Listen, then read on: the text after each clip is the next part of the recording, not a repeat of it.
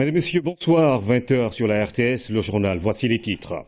Riyad puis Ahmedabad, le président Macky Sall est arrivé dans la ville indienne qui abrite l'opération pré-hivernale. L'on a semé dans le curage. Plusieurs installations de la ville de Dakar vont être nettoyées ou mis à norme. Pour éviter toute mauvaise surprise, l'Office national de l'assainissement du Sénégal joue la carte de l'anticipation 2-0 et une première victoire à la Coupe du Monde des U20. Les Lionceaux font une bonne entrée en matière face à l'Arabie Saoudite, une équipe soudée qui entend aller loin dans cette compétition. Bienvenue à tous. Le chef de l'État est en Inde depuis ce lundi. Le président Macky Sall va prendre part aux assemblées générales, assemblée annuelle de la Banque africaine de développement, la 52e édition. Cette année, l'accent sera mis sur les opportunités de développement qu'offre l'agriculture en Afrique. Envoyé spécial à Ahmedabad, Pape Biram Bigengaïa. C'est dans la journée du lundi que le président de la République est arrivé en Inde, dans la ville d'Ahmedabad. Le président Macky Sall est l'invité de la Banque africaine de développement qui tient ses 52e assemblées générales en terre indienne avec comme thème principal l'agriculture. Vous le savez que c'était le président Macky Sall, dans l'ouverture quand j'ai pris la fonction en tant que président de la Banque africaine de développement. Il était, il y a 2 ans, à Djamnajo, c'est lui qui avait ouvert la conférence sur l'agriculture. Donc ça veut dire que la Banque africaine de développement a commencé à accélérer notre investissement sur l'agriculture parce que le président Macky Sall soutient beaucoup de l'agriculture. C'est une visite d'amitié, d'appréciation pour son Excellence, Monsieur le Président. L'Abad s'honore de recevoir le président Macky Sall à cette rencontre qui demeure un rendez-vous privilégié des chefs d'État africains. C'est parce qu'il y a à la clé des enjeux économiques. Le président Macky Sall, c'est un leader africain qui pense dans l'avenir de l'Afrique, avec une vision pour l'Afrique, et il soutient très fortement la Banque africaine de développement. Nous avons une relation très spéciale avec le Sénégal. Je félicite le Sénégal de son croissance économique. Si vous prenez aujourd'hui au niveau de la taux de croissance économique de l'Afrique, le taux du Sénégal, c'est 6,7%. Ce qui est incroyable, parmi les plus larges élevés dans le monde. Donc j'ai profité de l'occasion pour lui féliciter pour le travail merveilleux au niveau de la stabilisation macroéconomique et fiscalité de le pays. Entre l'Abad et le Sénégal, le partenariat est bien en place et épouse les priorités du président Macky Sall en termes de grands projets pour un changement structurel de l'économie sénégalaise. On travaille sur plusieurs projets. Il y a le projet de Promoville que nous avons, il y avait le projet sur l'agriculture, il y a le projet aussi sur le train qui va à Djamnajo jusqu'à l'aéroport. Il y a aussi l'investissement que nous faisons aussi sur la construction du système routier au sein du système urbain de Dakar. Il y a aussi l'aspect que nous faisons au niveau de la formation. Je dois vous dire que je suis vraiment très impressionné sur ce que le président fait sur la formation. Parce qu'il a cette initiative qu'on appelle l'initiative de Nouveau Einstein. C'est-à-dire les gens qui sont des gens dans les mathématiques, dans les technologies informatiques et tout ça là, qui soutiennent. Il est un leader en Afrique pour ça. Donc nous, on soutient fortement le président, on soutient fortement le Sénégal. Dans la foulée, le président Macky Sall a reçu le patron du groupe indien d'automobile Tata. Les perspectives sont bonnes et le partenariat bénéfique. C'était juste pour lui dire le bienvenu en Inde. Je crois que c'est après longtemps qu'il est venu en Inde et je l'avais rencontré une fois à Dakar et c'est juste pour lui dire le bienvenu. On a un engagement pour vendre des bus au gouvernement et on a discuté ce projet aussi. Ce mardi s'ouvre à Ahmedabad les 52e assemblées générales d'Oulabad. Il y aura également un panel de chefs d'État qui va se pencher sur le développement de l'agriculture. Justement, ces 52e assemblées annuelles de la Banque africaine de développement se tiennent dans un pays membre actif de la BAD de l'Inde. L'agriculture est au menu des 5 jours d'échange qui ont démarré aujourd'hui pour la Banque africaine de développement. Les investissements sont le seul moyen de libérer le potentiel énorme des exploitations agricoles et l'agro-industrie. On revient sur le choix de ce thème avec Aram Dawa. 7 Africains sur 10 vivent de la terre. Cette indication que donne la BAD suffit à convaincre sur la nécessité d'investir sur l'agriculture. C'est le seul moyen d'en finir avec la faim, la malnutrition et l'extrême pauvreté. L'un des principaux investisseurs du continent, la Banque africaine de développement, prend le combat à bras le corps. L'agriculture est au centre de ses 52e assemblées annuelles, le plus important événement de la Banque qui se tient cette année en Inde. L'avenir de l'Afrique dépend de ce que ce continent fera de l'agriculture. Plus précisément, nous nous pencherons sur la question de savoir comment faire de l'agriculture une activité commerciale, relancer les économies rurales de l'Afrique, accélérer le financement agricole et promouvoir la participation des femmes et des jeunes au secteur agricole. Mais nous allons encore plus loin. Nous présentons l'Afrique aux Africains et au monde. Toute l'Afrique est impliquée pour qu'elle n'importe plus 2 fois plus de nourriture qu'elle n'en exporte. Les jeunes le sont aussi parce que l'agriculture peut offrir des emplois aux 10 millions d'Africains qui entrent chaque année sur le marché du travail. Le monde n'est pas un reste parce qu'il aura besoin de l'aide de l'Afrique pour nourrir les générations à venir. Avant de se rendre en Inde, le président de la République a rencontré nos compatriotes qui vivent en Arabie Saoudite. Ces derniers ont exprimé plusieurs préoccupations, entre autres l'accès au logement, la construction d'une école sénégalaise dans ce pays et l'intervention de l'État sur certains dossiers judiciaires tels que le cas Bayang Diop, envoyé spécial par Biram Biguenyay.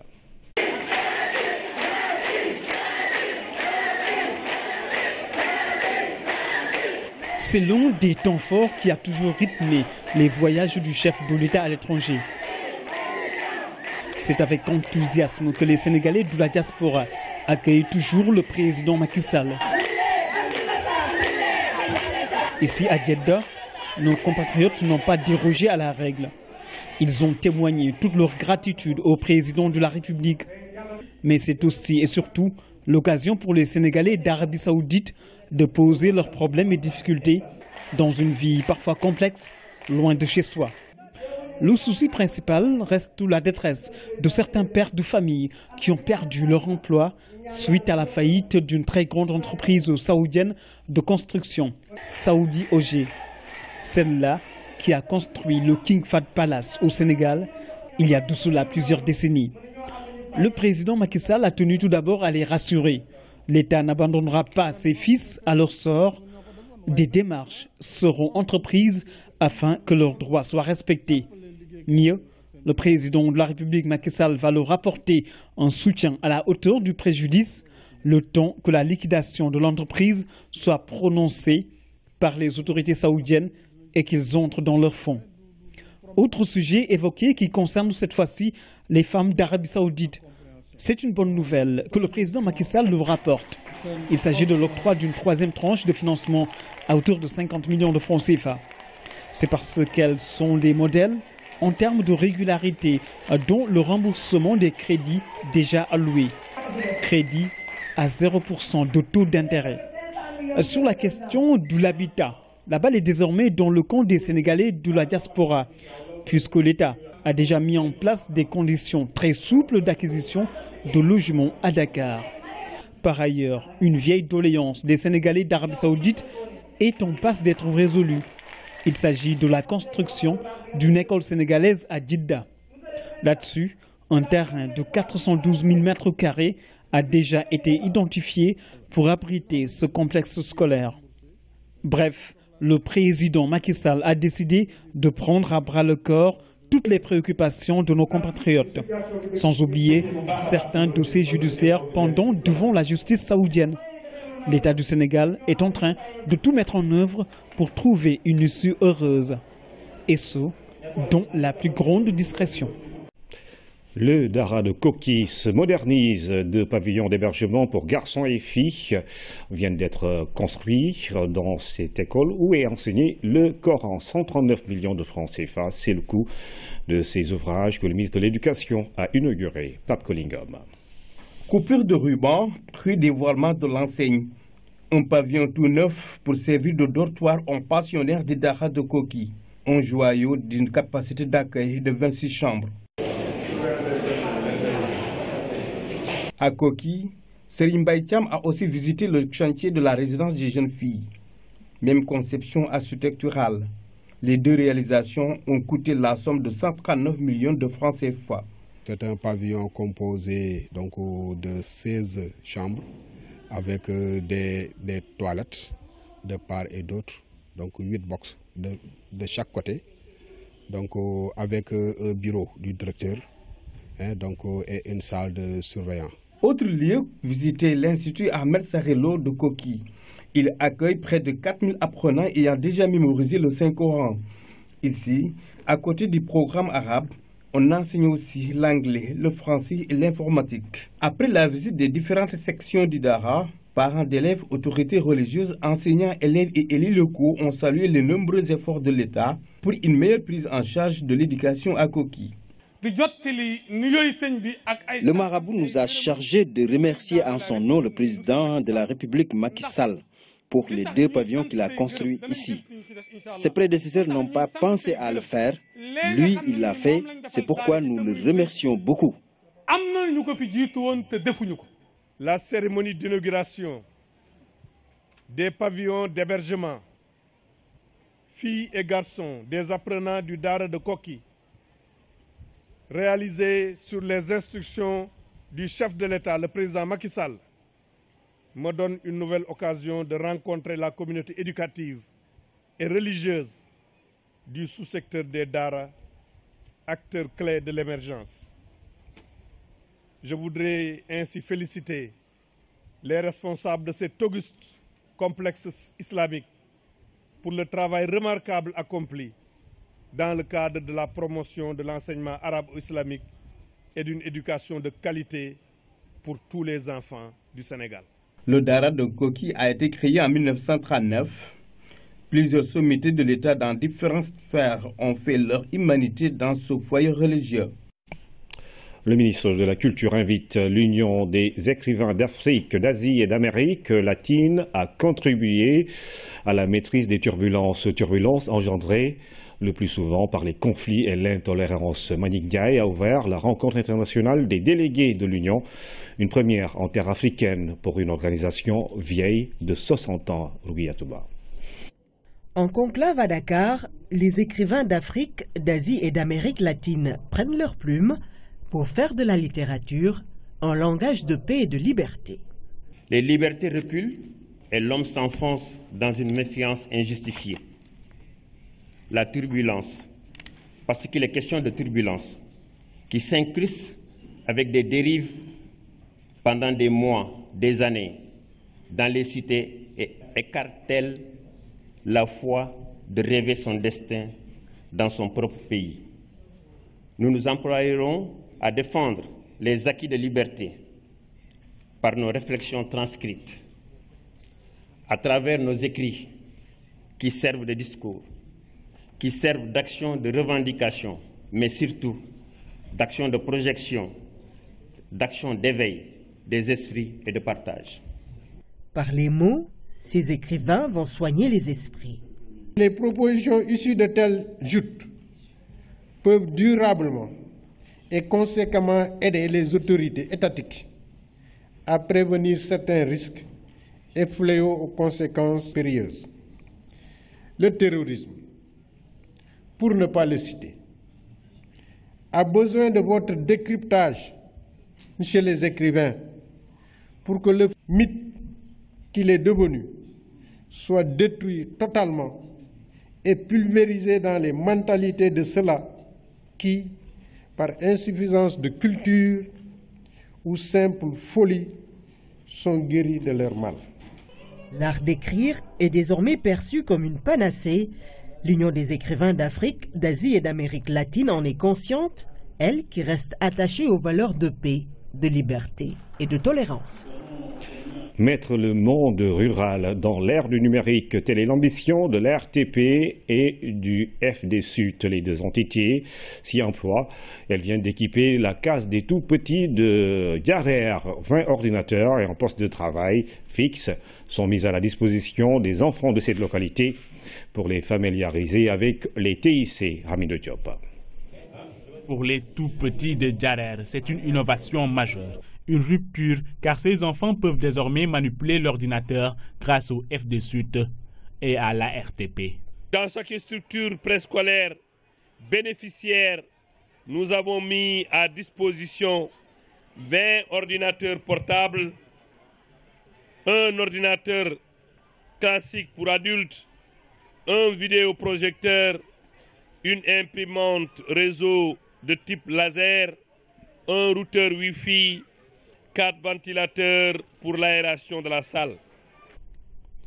À Diarer, les enfants et le personnel ont tous salué l'arrivée de ces équipements qui permettent d'effacer l'écart technologique entre les villes et le monde rural. Il s'agit à travers cet important projet de contribuer à l'atteinte de l'objectif connecter les écoles à l'horizon 2015 retenu lors du sommet mondial sur la société de l'information tenu du 10 au 12 décembre 2013 à Genève.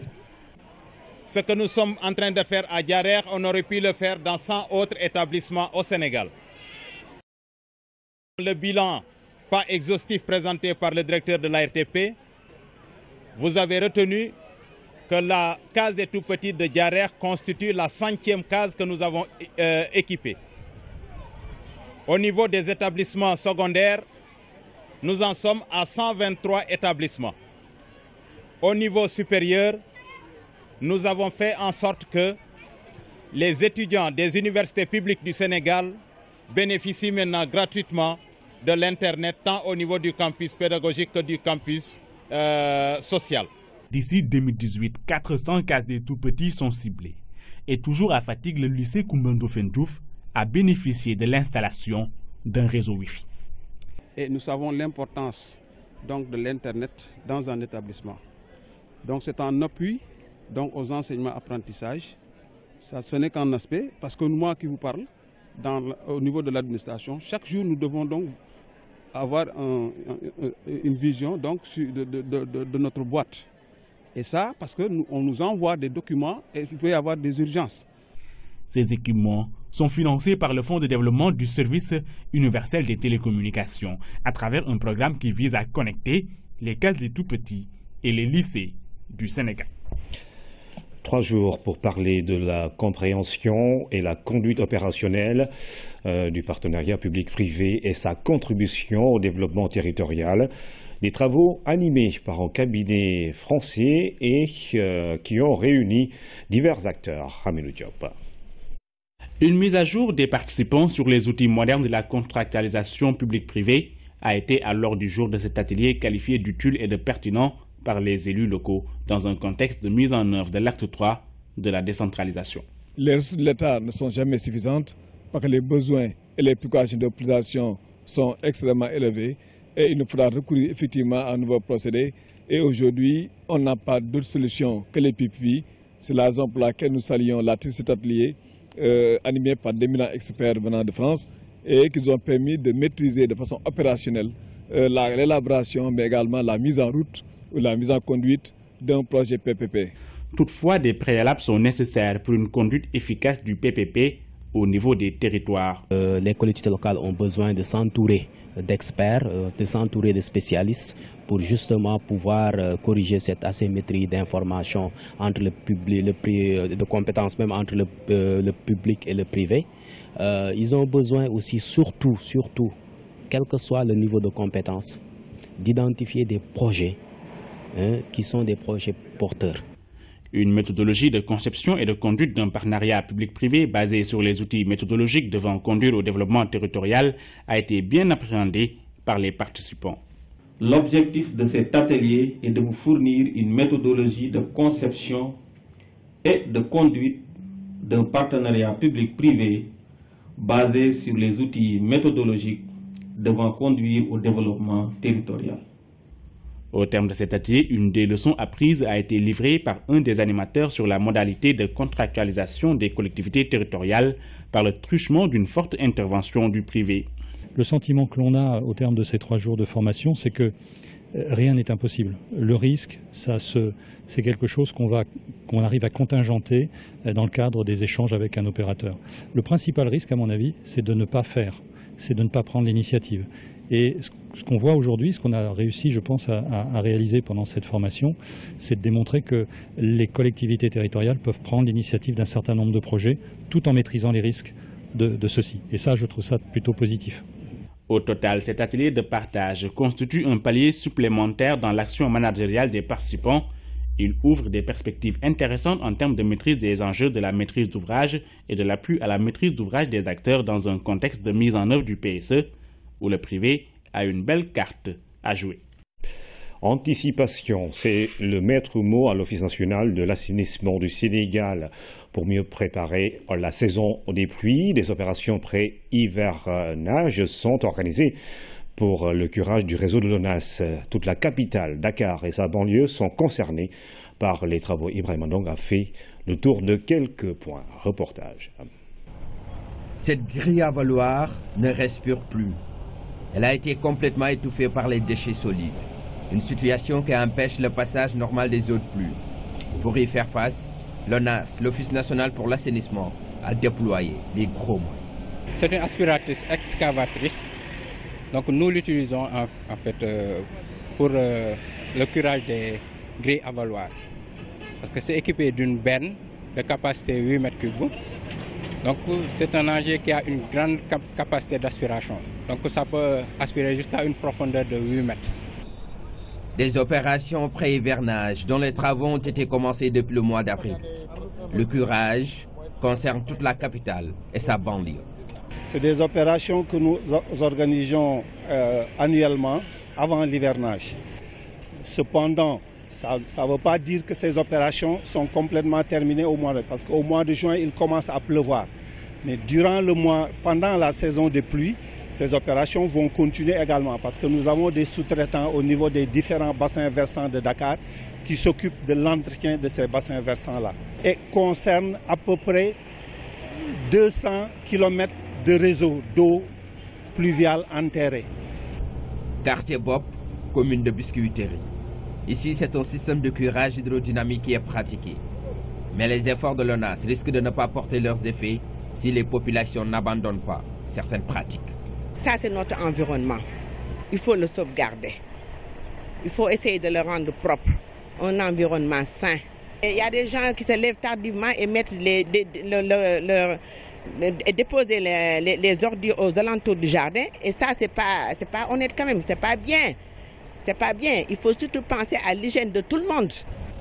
En plus des déchets solides, le dépôt des gravats à côté des égouts ne manque pas de conséquences. Et quand il pleut, avec les eaux de ruissellement, ces gravats-là se retrouvent dans nos ouvrages.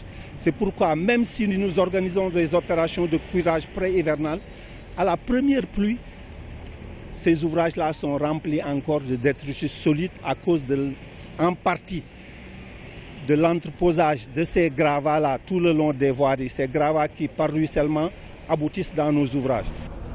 Les opérations vont durer 3 mois. Plusieurs localités sont concernées. L'Office national pour l'assainissement doit aussi faire face à une autre équation, le vol des ouvrages de l'ONAS. Autre office, celui des forages ruraux qui vient de réceptionner du matériel destiné à la construction de puits et de forages. L'OFOR et le CGECOC, dans le cadre de la coopération Chine-Sénégal, unissent leurs efforts pour étendre le réseau d'adduction d'eau potable dans les zones rurales. Maman Moussagnan. Du matériel lourd pour creuser davantage, élever encore, allonger plus, le tout pour étendre au maximum le réseau d'adduction en eau potable jusque dans les zones les plus reculées du Sénégal. C'est le vœu du chef de l'État, ce que l'Office des forages ruraux est en train de mettre en exécution à travers ce partenariat avec le CGCOC. Pour nous, c'est un grand défi, mais on a plein de confiance de relever ce défi avec notre expérience depuis 1983 en Afrique et aussi avec notre équipe professionnelle et l'investissement déjà mis en place sur Dakar. Voyons la composition de ce matériel lourd qui renforce l'existant. Ce sont des camions à cru. C'est pour élever des matériaux de construction, des camions à forage. C'est pour forer les puits. Ces engins sont fabriqués avec la technologie le plus avancée. Ce geste est le résultat de 6 mois de collaboration seulement entre l'OFOR et le CGCOC. Le professionnalisme et l'engagement de CGOC ne laissent planer aucun doute sur l'exécution de ce projet-là dans les délais. Nous allons entrer pleinement dans la phase opérationnelle dans les 2 semaines à venir. Je rappelle qu'il s'agit de 281 forages, plusieurs milliers de kilomètres de réseau pour connecter près d'1 million de personnes. Approvisionner en eau toutes les localités du Sénégal, de la zone rurale, c'est le pari de l'OFOR. Un défi que l'Office des forages ruraux est en train de relever avec les moyens de l'État du Sénégal. L'autorité sénégalaise de radioprotection et de sûreté nucléaire a organisé en collaboration avec le département américain de l'énergie 2 ateliers. L'un est axé sur l'élaboration des plans de sécurité des sites et l'autre sur les garanties généralisées de l'Agence internationale de l'énergie atomique. La synthèse avec Fatoumata Banelba. L'énergie nucléaire et sa gestion, une préoccupation de tous les pays utilisateurs. Le Sénégal, à travers l'autorité de radioprotection et de sûreté nucléaire, a engagé 2 rencontres importantes. L'une sur l'élaboration de plans de sécurité des sites et l'autre sur les garanties généralisées. Pour les plans de sécurité, nous nous sommes rendus compte que, vu l'augmentation de l'utilisation des sources radioactives dans nos pays, il était important que ceux-là qui les utilisent, c'est-à-dire ce qu'on appelle les opérateurs, puissent être dotés d'instruments tels que des plans de sécurité pour répondre à des incidents ou à des accidents relatifs à l'utilisation de ces sources. Pour ce qui concerne les garanties, ce sont donc des outils de vérification qui, au plan international, permettent de contrôler les matières nucléaires dans les pays. Il est nécessaire de mettre en place, dans chacun de nos États, un régime national de sécurité nucléaire efficace et durable. Ce régime devra reposer principalement sur un système de protection physique efficace, visant à se prémunir contre le danger d'actes éventuels de malveillance. C'est le département américain de l'énergie qui accompagne les pays en fournissant l'expertise et l'équipement nécessaires. Durant ces 4 jours de séminaire, des experts nous présenteront les différents aspects du régime des garanties de l'AIEA. Et j'ose espérer que ces informations vous seront utiles et que votre gouvernement sera dans les dispositions de faire sien ces instruments. J'espère aussi qu'à la fin de ce séminaire, vous aurez une bonne compréhension du régime des garanties de l'AIEA. Et vous comprendrez ainsi que le respect de ces protocoles n'est pas un exercice difficile, surtout pour les pays qui ne sont pas riches en ressources nucléaires. Même si le Sénégal utilise des quantités de sources radioactives très faibles, il demeure nécessaire de toujours rester vigilant. Quand on les produit, on les suit. Quand on les utilise, on les suit. Quand on les stocke, on les suit. Durant le transport, donc dans tout le cycle de vie, on suit ces matières-là. Ces 2 ateliers parallèles ont donc pour seul but de s'assurer de la bonne utilisation des sources radioactives. Au total, 13 pays africains prennent part à cette rencontre de 4 jours, sous la supervision et l'encadrement d'experts américains. Nous parlons de la journée mondiale de la météorologie. Les mesures pour les transports, c'est le thème de l'édition de cette année. Un événement qui a connu des temps forts, dont la présentation de plusieurs communications scientifiques sur le sujet. Alsan Diédio. La place qu'occupe la métrologie légale ou industrielle dans la société se mesure à l'aune de la réponse aux innombrables questions que pose au quotidien l'activité humaine dans sa globalité. Tous les jours, on fait de la métrologie sans s'en apercevoir. Et la métrologie est très importante dans toutes les activités de la vie. Sous ce rapport, la métrologie en tant que science de la mesure permettant l'étalonnage du poids et des masses est un instrument d'aide à la décision et de planification au cœur des politiques publiques. Ce n'est donc pas un simple fait du hasard si le thème choisi pour cette 6e édition porte sur un secteur aussi important que les transports en rapport avec les mesures. S'il y a un secteur qui a impacté de manière significative et atteint les mutations économiques et sociales, c'est bien celui des transports. Un rappel historique des transports permet de mettre en évidence l'ampleur des effets de la marche du monde. En rapprochant les distances, en facilitant les échanges de marchandises, les transports ont été un socle de l'industrialisation qui a rendu possible la conquête des marchés mondiaux. On le sait, la métrologie est au début et à la fin de toute conception, tout référentiel en matière de politique de développement économique et social. Aussi se rappelle-t-on le rôle stratégique et opérationnel que la direction du commerce intérieur, notamment la division de la métrologie, a joué avec l'association sénégalaise de normalisation et l'ASMET dans le contrôle et la mise aux normes du fer à béton suite aux effondrements récurrents d'immeubles. Un arrêté interministériel a été pris sous une forme vraiment inclusive et participative, parce que ça regroupait tous les acteurs. Et aussi, nous avons, dans la mise en œuvre de cet arrêté, été extrêmement rigoureux, parce qu'il nous est arrivé de saisir plus de 100 millions de tonnes de fer en béton, donc, qui ont été perdus par les mises en cause. Des requêtes de confiscation donc, ont été adressées par les tribunaux et qui nous ont donné satisfaction. Pour rappel, la journée mondiale de la métrologie, qui en est à sa 17e édition, consacre la signature de la Convention du mètre de 1875. Le vocable métrologie vient du grec métron, cela veut dire mesure en français. 3 calebasses d'or pour du bon quinqueliba et de 3 pour la matinale de la RTS primée, encore une fois, par les promoteurs de l'événement. L'émission cartonne fort et c'est tout à l'honneur de l'équipe qui vous accompagne dans votre réveil tous les jours avec cette tisane chaude bien de chez nous, Maman Moussagnan.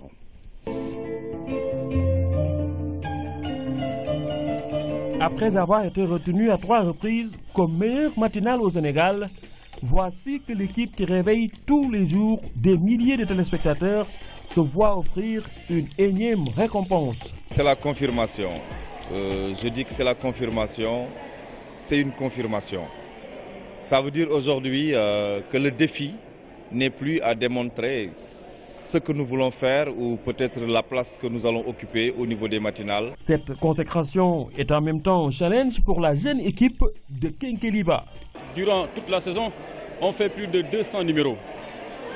Vous mesurez ô combien les difficultés que nous rencontrons pour faire plaisir aux chers téléspectateurs, pour respecter ce rendez-vous qui est aujourd'hui l'une des vitrines de la RTS. Mais si on a pu relever ce défi, un défi qui est là depuis plus de 7 ans, qu'on ne cesse de relever et de pousser, de porter même loin, c'est grâce à l'implication de l'administration de la RTS. Je veux citer le directeur général, Racine Talla, qui ne ménage aucun effort pour nous soutenir. Alors, pourquoi Kenkeliba a été choisi parmi tant d'autres émissions matinales? Des téléspectateurs argumentent. Je suis une personne qui est assez critique, qui aime beaucoup la qualité. Et je trouve que c'est une émission qui a une très bonne qualité par rapport à ce que vous présentez, par rapport au contenu, par rapport à la culture que vous présentez, aux invités que vous avez et à la joie de vivre que vous dégagez. Je suis la matinale Kenkeliba tous les jours. Je me lève et avec mon petit appareil, je mets la télé à partir de mon lit. Je vous regarde tous les jours. Je suis impressionné par le travail que vous faites. J'imagine la charge, elle doit être énorme. En tout cas, félicitations pour les sujets que vous abordez. Et je suis convaincu que les Sénégalais sont satisfaits de votre travail. J'en suis persuadé. Je suis un fan de Kenkeliba. À chaque fois, depuis 5 ans comme ça, je suis Kenkeliba. Vraiment, c'est une fierté.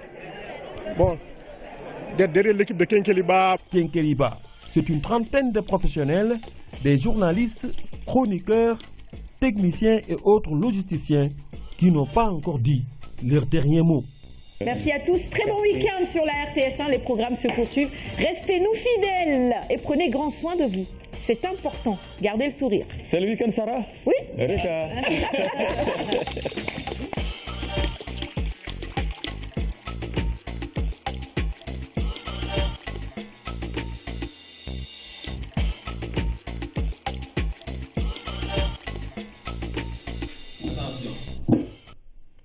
C'est fini le week-end, nous sommes en début de semaine. Chapeau à l'équipe de Alioune Badara Kane et à Sarah et tous les autres. La caravane de la quinzaine de la femme s'est arrêtée à Diourbel. Une forte mobilisation a marqué l'étape de la capitale du Baol avec cet appel du pied lancé à Aïda Mbodj, à Bassao.